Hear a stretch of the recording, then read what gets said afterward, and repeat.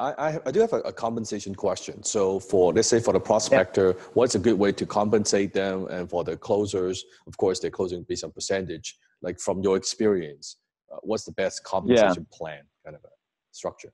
Yeah. Well, I can't answer the closers one because there's so much variety with the closers. I can give it one tip. Let's start there. Just one tip again from the Impossible book is that if there's a way to tie an element of customer success in, because there's lots of times a salesperson signs a customer and you'd like them to set the right expectations and sign the right customer.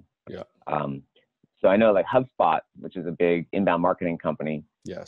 They, at some point, I'm not sure if they still do, they tied half of the salesperson's compensation to when they signed, right, when the deal closed, and half their compensation was tied to basically a couple months later. It had to be kind of a quick, if the customer is using the product enough, right, there's basically 25 key features, and if they're using, they had kind of this minimum bar where if they felt like they're using 15 of those key features, then they could see that customer was adopting it and they'd be successful. If they weren't doing it, they were probably not going to be a successful customer.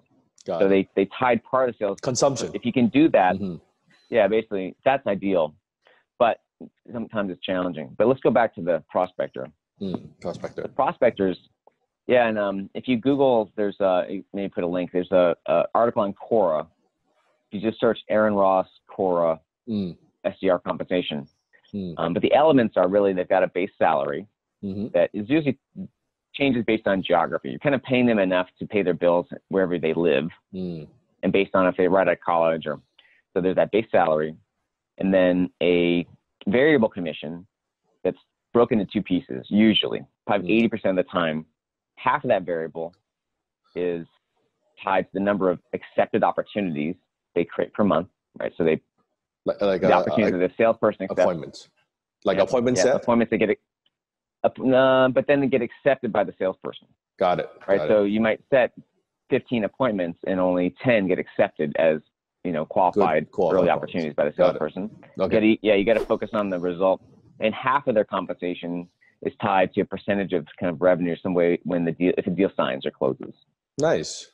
So that way they're tied to kind of the quality as well and the quantity of the appointments. I love it. Yeah. I love it. Now, one piece that most people miss, here's a final really, if you do have a team like this, you want to build it, the thing that people miss is that you need to have a minimum in there too. A minimum, which is they don't get kind of credit for an appointment if it's too small.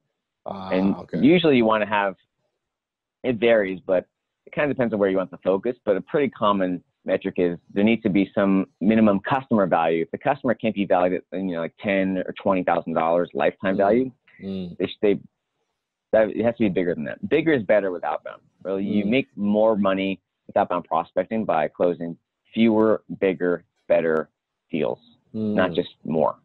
I know, because my team, I think, was having a conversation with you, and they were telling me that Aaron is very adamant about the transaction size, right? If it's not over like 10,000 or if it's not a certain amount of money, it's more difficult to make the system work. Yeah. And again, there's so much variety. I mean, some companies can make that work at the smaller deal size. It just depends on how efficient and effective your systems are. But again, rule of thumb is bigger is better. So because a prospector can only generate a certain number of appointments per month, let's call it 15. And again, that number too varies by market. Right. Or a rule of thumb might be they might generate 5 to 15 qualified opportunities per month. Right. Based on enterprise, small.